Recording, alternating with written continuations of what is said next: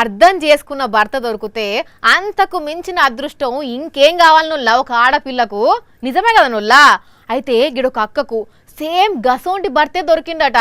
అసోంటి భర్త ఏంది, అంతకు మించిన భర్త. చదువుకుంటా అంటే చదువుపిచ్చిందట. ఆమె కూడా మంచిగా చదువుకొని ఫైర్ సేఫ్టీలా కొలువు కొట్టింది. అంత మంచిగానే ఉన్నది. కానీ ఆఖర్లోనే కథ మొత్తం రివర్స్ అయిందట. మరి ఏమైందో ఏందో తెలుసుకుందాం పాండ్రుల్లా.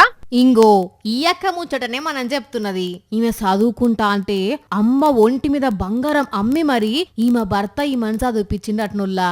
ఈమె కూడా ఎంతో కష్టపడి చదివి ఫైర్ డిపార్ట్మెంట్ లా కొలువు కొట్టింది. చేసుకున్న ఆయన కూడా మస్తు సంతోషపడ్డాడు. ఇక మంచి కలిసి బతుకొచ్చు అనుకున్నాడట. అయితే అదే టైంలా మంచం మించి కింద పడ్డంత పనిచేసిందట ఈ అక్క. ఆగో ఈడెవడుల్లా మంచం కింద నుంచి జంగపిల్లి లెక్కనే వెళ్తున్నాడు అనుకుంటుర్రా?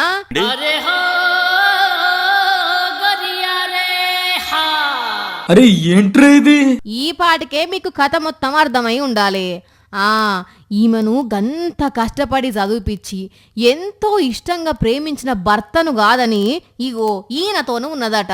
మరి ముచ్చట చేసుకున్నాయనకు ఎట్లా తెలిసిందో గాని పోయి దొరకబట్టి మంచం కింద జాక్కున్నోన్ని బయటకు గుంజిండు.